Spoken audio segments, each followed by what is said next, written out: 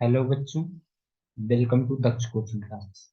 जैसा कि हमने पिछले वीडियो में पढ़ा था 73rd अमेंडमेंट के बारे में, तो अभी हमारा जो है ये लास्ट मतलब कि 74th अमेंडमेंट के बारे में पढ़ लेंगे और फिर इम्प्लीमेंटेशन के बारे में पढ़ लेंगे और ये हमारा चैप्टर समाप्त हो जाएगा।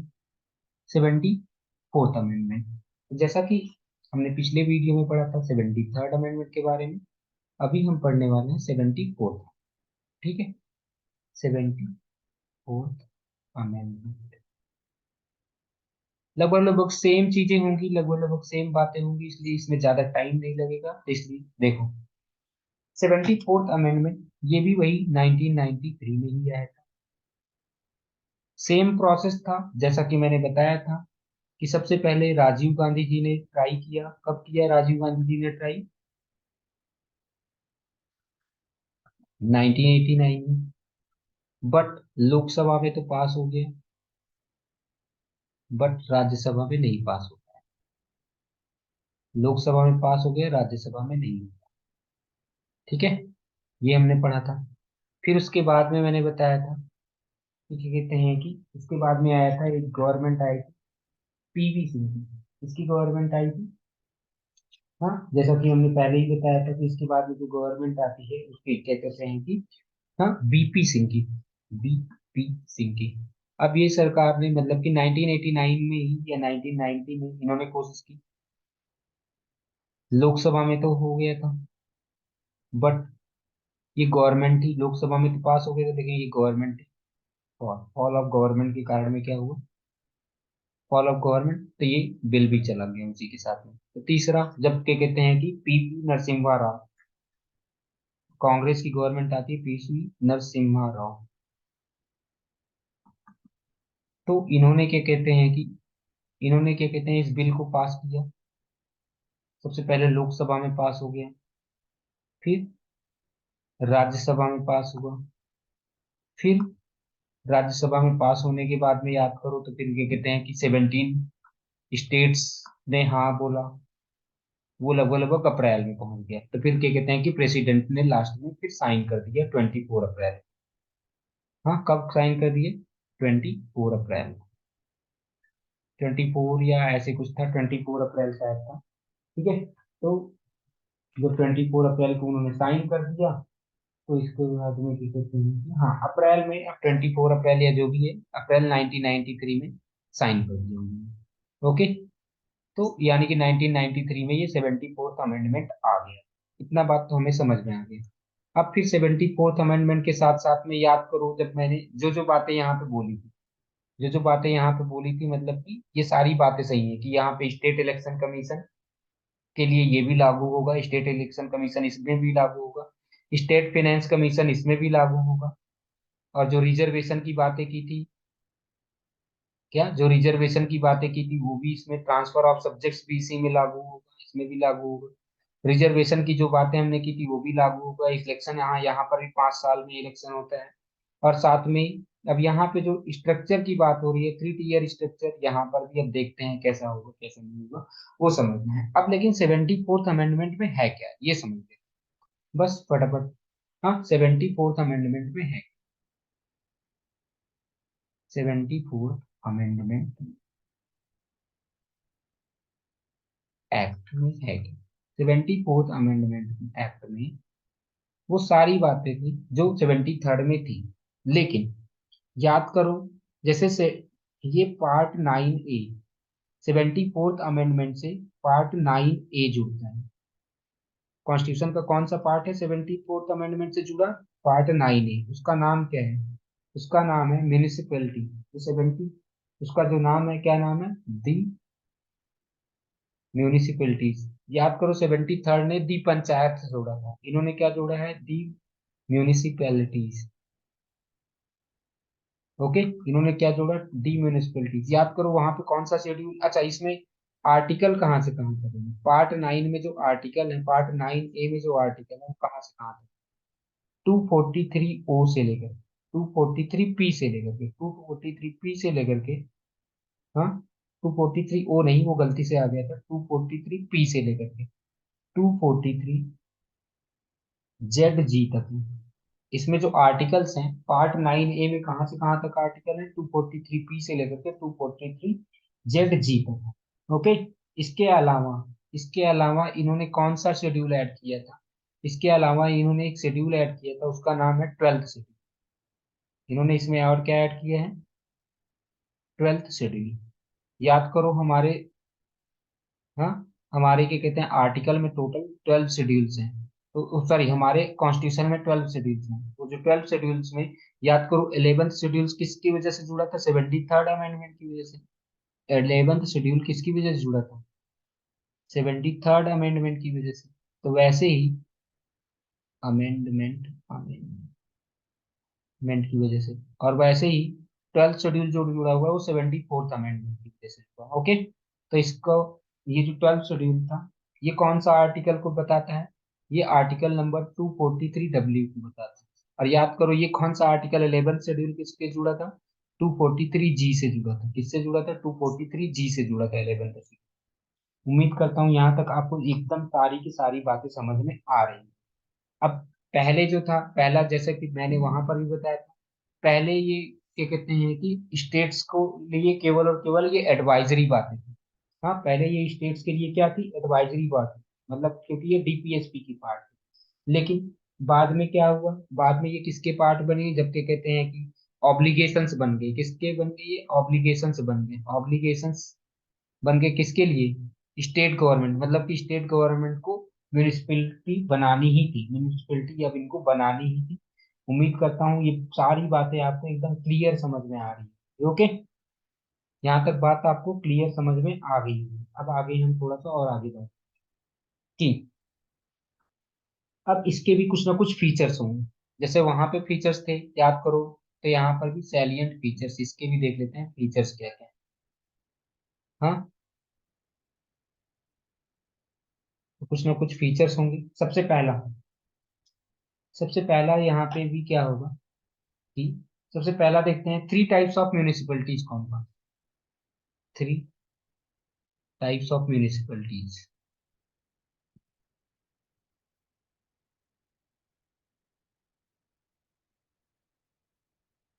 एक होती है नगर पंचायत, सबसे पहला होता है नगर पंचायत।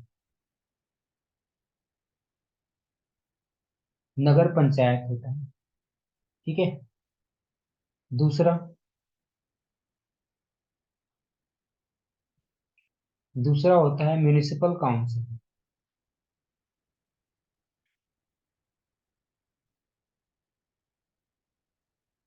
दूसरे का नाम है म्यूनिसिपल काउंसिल। ये स्मॉलर, अच्छा चलो अभी बताता हूँ क्या है। थर्ड नंबर जो आता है, थर्ड नंबर का नाम है म्यूनिसिपल कॉरपोरेशन।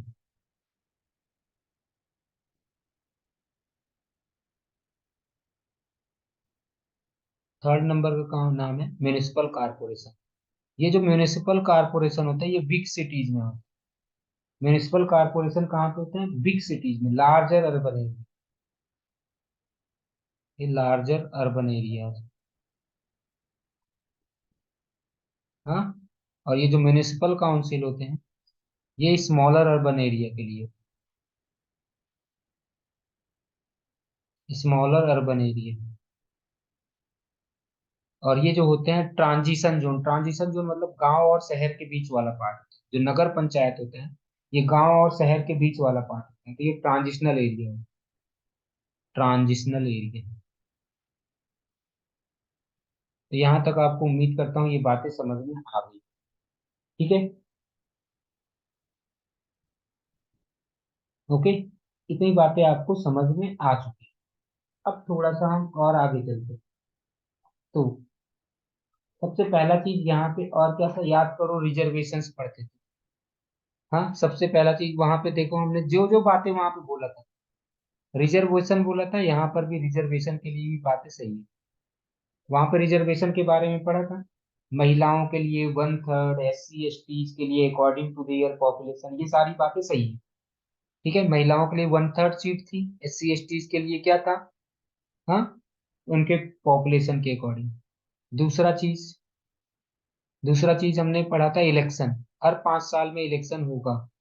हर 5 साल में इलेक्शन होगा, ये भी बातें हमने पढ़ रखी।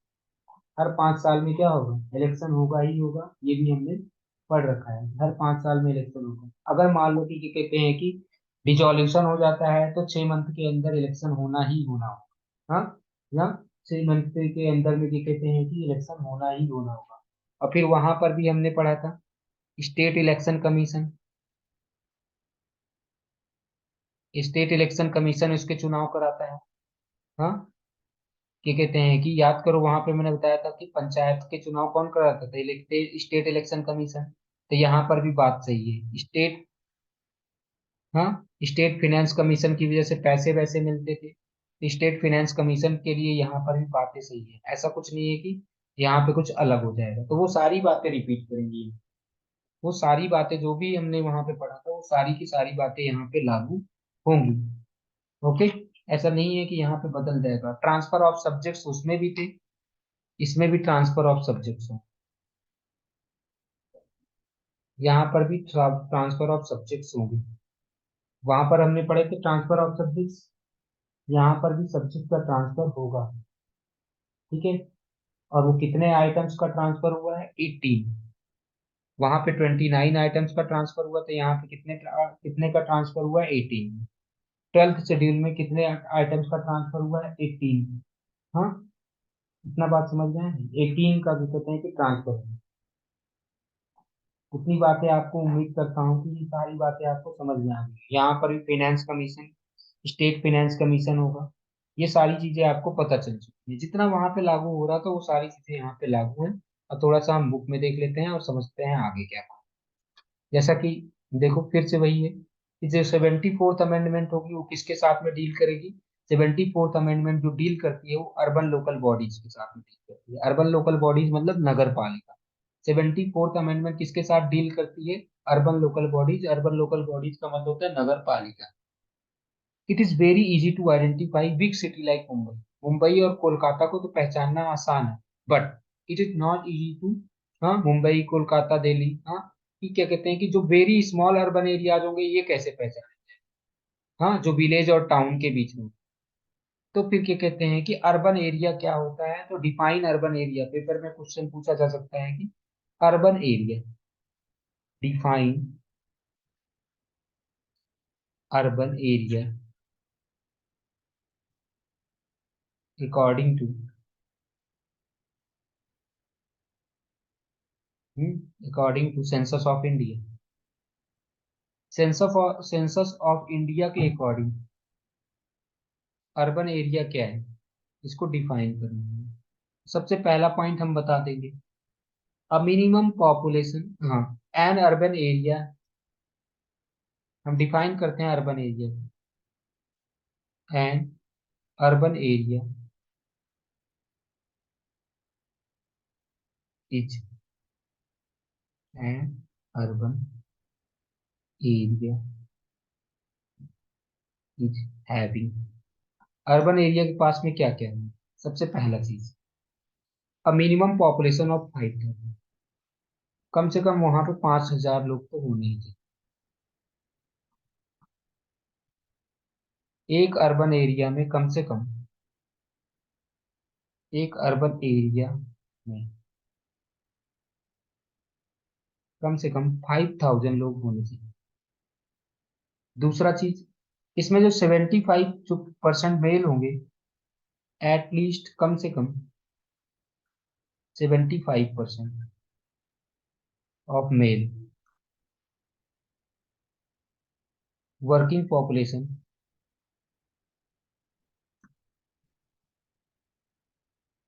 ये नॉन एग्रीकल्चरल वर्क में लगा, मतलब खेती वाला काम ना करे।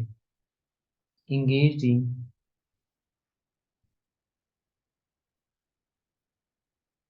Non agricultural occupation. 75% लोग हों जो खेती वाला काम ना करें।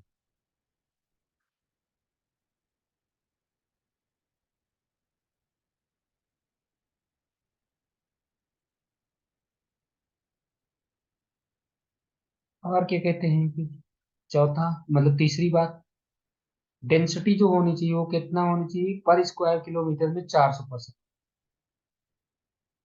डेंसिटी ऑफ पॉपुलेशन, डेंसिटी कितना होना चाहिए, density of population of at least, कम से कम क्या कहते हैं कि कितना परसेंटेज होना चाहिए, 400% होने चाहिए पर स्क्वायर किलोमीटर।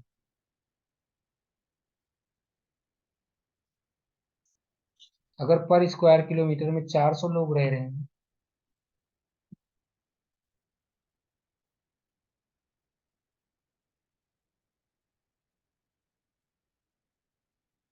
हाँ 1 किलोमीटर का इसको, हाँ पर स्क्वायर किलोमीटर एरिया में 400 लोग रह रहे हैं, तब तब क्या कहते हैं कि हम उसे कहते हैं अर्बन एरिया। तो अर्बन एरिया के डेफिनेशन में ये तीनों बात आपको मेंशन करनी पड़ेगी।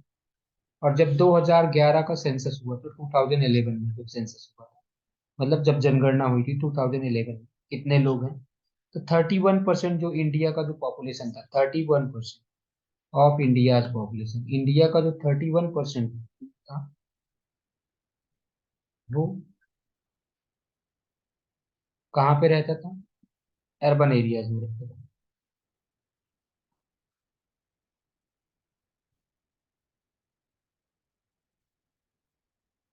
ठीक है, तो यहाँ पे देखते हैं, तो अर्बन एरिया का डेफिनेशन, अर्बन एरिया का डेफिनेशन में जैसा कि मैंने बताया था अभी, मिनिमम 5,000 पॉपुलेशन होना चाहिए वहां पे। और दूसरा चीज 75% जो लोग होंगे वो खेती में, मतलब कम से कम 75% जो लोग होंगे वो खेती नहीं कर रहे होंगे, और वो किसी अदर एक्टिविटीज में होंगे। और जो परसेंटेज जो, और जो मतलब डेंसिटी होनी चाहिए वो 400 पर्सन पर स्क्वायर किलोमीटर होगी। ओके, और ध्यान में रखो, यहाँ पर जो अभी हमने बातें बोली थी, कि जितनी भी बातें हैं, in many ways 74th amendment जो होता है वो रिपीटिशन है 73rd अमेंडमेंट का, एक्सेप्ट दैट ये केवल और केवल ये अर्बन एरिया पे अप्लाई होता है, और वो रूरल एरिया में। ऑल द प्रोविजन जो 73rd अमेंडमेंट के होंगे, चाहे वो डायरेक्ट इलेक्शन हो, चाहे वो रिजर्वेशन हो, चाहे ट्रांसफर ऑफ सब्जेक्ट हो, इसमें 18, उसमें 29, चाहे वो स्टेट इलेक्शन कमीशन हो, चाहे स्टेट फाइनेंस कमीशन हो, वो सारे के सारे यहाँ पर भी है, यानी कि वो नगर पालिका में भी अप्लाई होते हैं। The constitution also mandated the transfer of list functions, state government से बहुत सारे फंक्शंस होंगे जो अर्बन लोकल बॉडीज में ट्रांसफर किए जाएंगे। और ये कहाँ पे होते हैं, ये जो ट्रांसफर है वो किसमें मेंशन्ड है, 12th शेड्यूल में, 12th शेड्यूल में मेंशन्ड है। और 12th शेड्यूल में कितने थे, 18 थे। ठीक है, इतनी बात हमारे समझ में आ गई। और वो हमारा जो नेक्स्ट टॉपिक है उसका नाम है implementation of 73rd and 4th amendment, 73rd और 74th अमेंडमेंट का इम्प्लीमेंटेशन कैसे। तो देखो, अब भी आज की डेट में सारे के सारे स्टेट्स ने क्या कहते हैं कि सारे के सारे स्टेट ने 73rd और 70 अमेंडमेंट को इम्प्लीमेंट कर दिया। हर स्टेट्स ने, हर यूनियन टेरिटरी ने 73rd और 74th अमेंडमेंट को क्या कर दिया है, लागू कर दिया। ओके, सबने 73rd और 74th अमेंडमेंट को लागू कर दिया है सभी ने। During the 10 years since these amendments came into force, यानी कि 1994 में समझ लो यूज में आ गया था, और 2004 तक भर में लगभग लगभग इलेक्शंस 2 बार हो चुके हैं। 1994 तक, 2004 तक लगभग लगभग 2 बार इलेक्शंस हो चुके हैं लोकल बॉडीज में। और वहीं पे मध्य प्रदेश, राजस्थान, हाँ यहाँ पे तो लगभग लगभग 3 बार हो चुका है। यानी कि इम्प्लीमेंटेशन भी हो चुका है, इलेक्शन तो हो ही रहे हैं। अब आगे समझते हैं क्या बातें हैं इसमें आगे। हाँ, यहाँ पे, हाँ एक ना आगे, हाँ टूडे देयर आर, आजकल आज देखो मतलब इम्प्लीमेंटेशन कैसा हुआ है इस चीज को भी समझना है। Today there are more than 600 zila panchayat, आज मतलब 600 जिला पंचायत, जिसमें क्या कहते हैं कि 6000 ब्लॉक है, मतलब कि 600 जिला पंचायत है। याद करो, सबसे अपेक्स बॉडी जिला पंचायत होती है।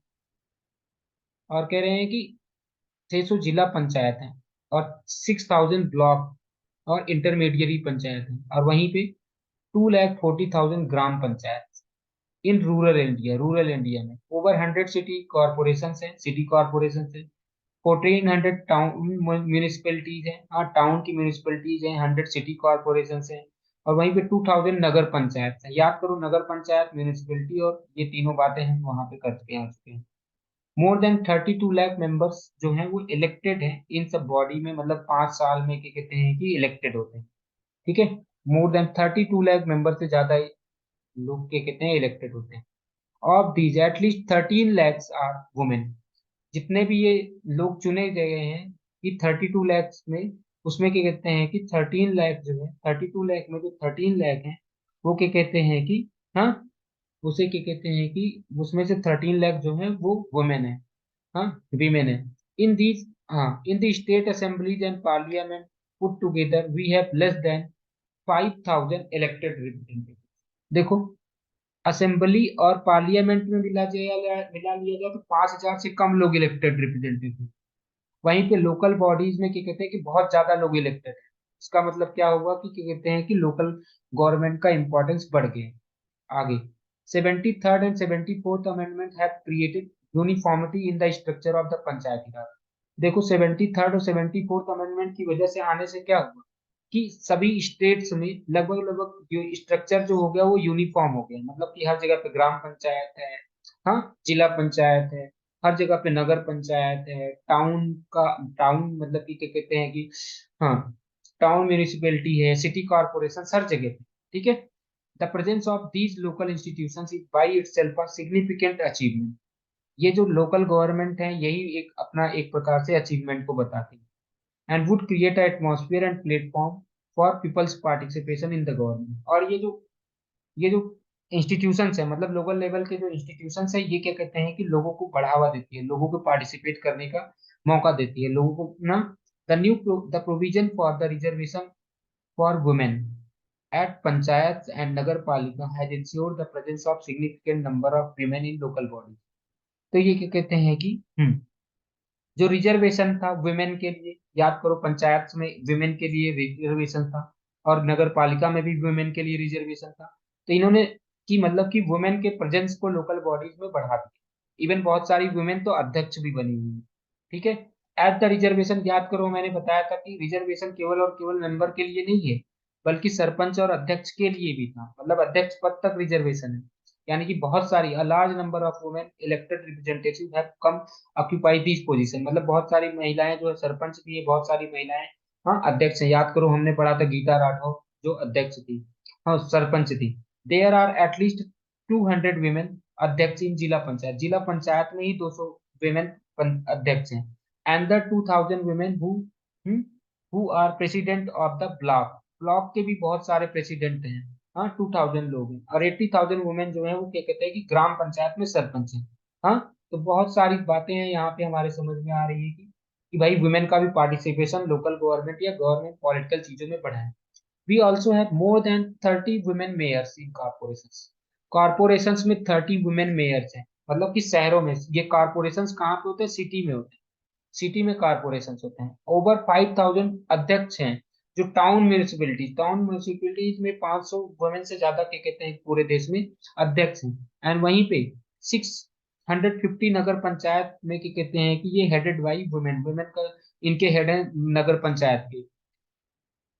women we have gained more power, हाँ, women have gained more power and confidence by asserting control over the resources। जैसे जैसे उनका रिसोर्सेज के ऊपर ध्यान जाता गया, रिसोर्सेज पे बढ़ता गया और उनको चीजें मतलब की छूट मिलती गई, तो इसकी वजह से वुमेन का भी पार्टिसिपेशन काफी ज्यादा बढ़ा है। Their presence in these institutions have given more women, हाँ, given many women a greater understanding of the working of the politics।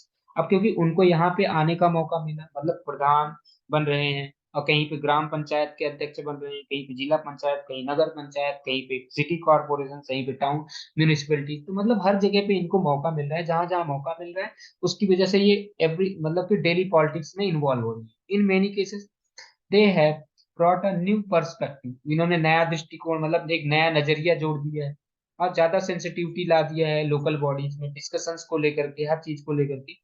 In many cases women are unable to assert their presence। अब बहुत ऐसे भी cases है जहां पे उन्होंने अपने प्रेजेंस को दिखाने में क्या हो गए, नाकामयाब भी रही है। बहुत जगह पे ऐसे भी रहा है कि जहां पे वुमेन जो है वो अपने प्रेजेंस को दिखाने में नाकामयाब भी रही है। हाँ, वर मेन प्रॉक्सीज, मतलब कि जैसे क्या कहते हैं कि वुमेन तो चुनाव के लिए खड़ी हो गई वुमेन के नाम से, लेकिन क्या कहते हैं कि जो जो काम करने का, जो ओरिजिनल चीजें काम, जो डिसीजन लेने का काम होता है वो उनके हस्बैंड ही लेते हैं। हाँ, बहुत जगह पे ऐसे भी होता है, मेल मेंबर्स जो फैमिली के होते हैं वो डिसीजन लेते हैं।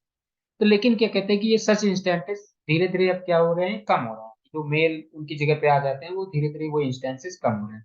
अब आगे, while reservation of schedule caste, ध्यान में रखो शेड्यूल कास्ट और शेड्यूल ट्राइब के लिए भी क्या कहते हैं कि पहले से ही, हाँ, कॉन्स्टिट्यूशनल अमेंडमेंट में पहले से ही मेंशन है कि भाई हमें इनके लिए भी यहाँ पे क्या कहते हैं कि रिजर्वेशंस देना है। हाँ, most states have also made provision for to reserve seats for backward caste के लिए भी रिजर्व सीट्स है। एज इंडियन पॉपुलेशन, याद करो इंडिया के पॉपुलेशन में 62%, 16.2% जो है वो क्या कहते हैं कि ये एससी है, और वहीं पे 8.2% क्या है, ओबीसी, ओ सॉरी, ओबीसी नहीं है, सॉरी एसटी है। हाँ, हाँ, शेड्यूल ट्राइब से। तो यानी कि देखो, अबाउट 6.6 लाख इलेक्टेड मेंबर्स हैं, जो क्या कहते हैं कि इन दो एससी एसटी से कितने लोग आते हैं, 6.6 लाख। सोचो इतने सारे लोग लोकल बॉडीज में इतने सारे लोग तो एससी एसटी से ही हैं। यानी कि ये जो इतना बड़ा जो नंबर है, ये इनके सोशल प्रोफाइल को बदल दिया है, मतलब कि इनके सोशल प्रोफाइल को बदल दिया, मतलब कि इन लोगों को मौका मिला है और ये लोकल इसमें पार्टिसिपेट करने लगे, कि जो लोकल बॉडीज है उसमें पार्टिसिपेट करें। These bodies have thus become more representative of social reality they operate within, यानी कि कुल मिलाकर के ये जो अब क्या कहते हैं कि मतलब कि इन सब लोगों के पार्टिसिपेशन से ये क्या हो रहा है कि इन सब लोगों के पार्टिसिपेशन से क्या हो रहा है कि जो सोसाइटी हो गई ना, यानी कि जो जो लोकल बॉडीज होती है, वो अपना अब एक प्रकार से व्यू रिप्रेजेंट करती है, एक प्रकार से रिप्रेजेंट करती है कि क्या समाज की रियलिटी है, उसको रिप्रेजेंट करती है। Sometimes this leads to tension, कभी कभी इसकी वजह से क्या होता है, थोड़ा सा तनाव भी आ जाता है। The dominant social group which control the village earlier do not wish to, अच्छा, कभी कभी क्या होता है कि जो डोमिनेंट, जो जिन्होंने बहुत दिनों से राज किया है, उनको लगता है कि भाई मेरा गांव, अब वो अपना पावर छोड़ना नहीं चाहते। हाँ, हाँ, this lead to intensification of struggle of our power, तो इसकी वजह से क्या होता है, पावर के लिए स्ट्रगल भी होता है। But tension and struggle is not always bad, ये भी हमेशा बुरा नहीं होता। Whenever there is an attempt to make democracy more meaningful, give power to those who did not enjoy it earlier, there is a bound to seem conflict some conflict and tension. यानी कि अब भाई हमें पता है कि जिसको पहले पावर नहीं मिली है, अब पावर मिलेगी तो लोगों को बुरा भी लगेगा, भाई पहले तो इसके पास पावर नहीं थी, अब इसको, तो यानी कि डेमोक्रेसी में तो लेकिन यही है कि भाई, कि डेमोक्रेसी में है कि सबको मौका मिलेगा, जो जीतेगा उसके पास पावर होगी। द कॉन्स्टिट्यूशनल अमेंडमेंट अजाइंड, याद करो मैंने पहले ही बताया था, 29 स्टेट्स लोकल गवर्नमेंट्स को, हाँ 29 सब्जेक्ट, वो 29 सब्जेक्ट जो कि कहते हैं कि, हाँ याद करो, पंचायती राज में, और वहीं पे 18 सब्जेक्ट जो तक के कहते हैं म्यूनिसिपल कॉर्पोरेशन, यानी कि म्यूनिसिपैलिटीज में। All these subjects are related functions, यानी कि जितने भी फंक्शंस होंगे वो किसके, ये फंक्शंस किससे रिलेटेड, ये जो 29 सब्जेक्ट्स हैं ये किससे रिलेटेड है, लोकल वेलफेयर और डेवलपमेंट, लोकल नीड्स की, जो भी लोकल डेवलपमेंट की नीड्स है, और क्या कहते हैं कि जो लोकल वेलफेयर की नीड्स है, उसके लिए ये 29 subject. The experience of the functioning of the local government in the past, हाँ, shown that local government India enjoy limited. पहले क्या था, पहले जो इंडिया जो था, इंडिया में क्या कहते हैं कि, हाँ, हाँ, इंडिया में पहले लोगों के पास में लिमिटेड था, लिमिटेड ऑटोनॉमी। लिमिटेड ऑटोनॉमी का मतलब होता है कि क्या कहते हैं कि पहले वो अपना सही तरीके से वो काम नहीं कर पाते थे। हाँ, क्योंकि क्योंकि उनको क्या कहते हैं कि जो काम मिला होता था वो सही से काम नहीं कर पाते, तो उनको बार बार पैसे के लिए किसके पास जाना पड़ता था, हाँ, किसके पास जाना पड़ता था, स्टेट गवर्नमेंट के पास में जाता था। But many states have not transferred most, अच्छा बहुत सारे ऐसे भी स्टेट्स हैं जिन्होंने सब्जेक्ट को ट्रांसफर नहीं किया लोकल बॉडीज को, याद करो, क्योंकि लोकल बॉडीज को ट्रांसफर करने का जो लॉ है वो किसके पास है, मतलब स्टेट गवर्नमेंट के पास है। This means that local bodies can not really function in effective manner, और इसी वजह से इफेक्टिव मैनर में वो क्या कहते हैं कि काम नहीं कर सकती। Therefore the entire exercise of elective so many representative become somewhat symbolic, कभी कभी क्या होता है कि इतने सारे रिप्रेजेंटेटिव को चुनना भी क्या कहते हैं कि सिंबॉलिक ही हो जाता है, क्योंकि भाई मेन रीजन क्या है, मेन रीजन ये है कि सबको चुनने का भी अधिकार, चुन भी तो नहीं पा रहे हैं ना, सब लोग चुन पा रहे हैं क्या, चुन भी नहीं पा रहे हैं, कि मतलब कि देखो चुना तो जा रहा है, रिप्रेजेंटेटिव तो आ गए, लेकिन क्या हो रहा है कि बहुत सारे ऐसे जो चीजें हैं, जो मतलब कि स्टेट ने कुछ फंक्शंस हैं ऐसे जिनको ट्रांसफर ही नहीं किया। Some people criticise the formation of local bodies, बहुत सारे लोग हैं जो लोकल बॉडीज के फॉर्मेशन को क्रिटिसाइज करते हैं, क्यों क्रिटिसाइज करते हैं, क्योंकि वो देखते हैं कि भाई अभी भी मतलब कि डिसीजन लेने का जो है, जो सेंट्रल गवर्नमेंट और स्टेट गवर्नमेंट का है, वो चीजें चेंज नहीं। People at the local level do not enjoy much power, क्योंकि वो देखते हैं कि ज्यादा पावर नहीं मिल पाता और जो लोकल लेवल पे है, और वहीं पे जो हायर, जो सेंट्रल लेवल पे गवर्नमेंट है, वो उनके पास में क्या कहते हैं कि बहुत ज्यादा पावर। ठीक है, तो ये सारी बातें आपको समझ में आ गई। अब यहाँ पे देखो, लोकल लोकल बॉडीज है very little funds of their own. Local bodies के पास में उनका फंड उनके पास बहुत कम होता है। वो हमेशा डिपेंडेंट होते हैं किसके ऊपर, स्टेट और सेंट्रल लेवल गवर्नमेंट के ऊपर, फाइनेंशियल सपोर्ट के लिए। ठीक है, eroded with their capacity to operate effectively, यानी कि वो इफेक्टिवली इसलिए काम नहीं कर पाती क्योंकि वो कहीं ना कहीं तरीके से वो स्टेट या, हाँ, स्टेट गवर्नमेंट या सेंट्रल गवर्नमेंट के ऊपर dependent. While rural bodies raise 0.2% of total revenue. केवल कितना हो, 0.2%, वो 4% वो, हाँ, इतना ही रेवेन्यू मिलता है, जबकि उनको 4% खर्च करना पड़ता है। ठीक है, तो ये बहुत बड़ा काम है कि मतलब कि उनको इतना पैसा भी नहीं मिल पाता, और फिर उनको वो बहुत सारे परेशानियां झेलना पड़ता है। और वो सारी चीजें क्या कहते हैं कि अगर सेंट्रल लेवल गवर्नमेंट में अभी मतलब कि और ज्यादा डेवोल्यूशन की जरूरत है, मतलब कि अगर इम्प्लीमेंटेशन को सही करना है लोकल गवर्नमेंट के, एक चीज ध्यान रख लो कि अगर हमें डेमोक्रेसी को मजबूत करना है, अगर हमें डेमोक्रेसी को मजबूत, सॉरी, हाँ, डेमोक्रेसी को मजबूत करना है, तो हमें लोकल गवर्नमेंट को मजबूत करना ही पड़ेगा। अगर लोकल गवर्नमेंट नहीं मजबूत होगी तो डेमोक्रेसी कभी भी स्ट्रेंथन नहीं हो पाएगी। ओके, इस प्रकार से हमारा चैप्टर समाप्त हुआ। और अगर आपको, फिर भी मैं यही बोल रहा हूँ कि अगर आपको कोई भी क्वेश्चन नहीं समझ में आया होगा, कोई भी टॉपिक नहीं समझ में आया होगा, आप आसानी से क्वेश्चन से पूछ। ओके।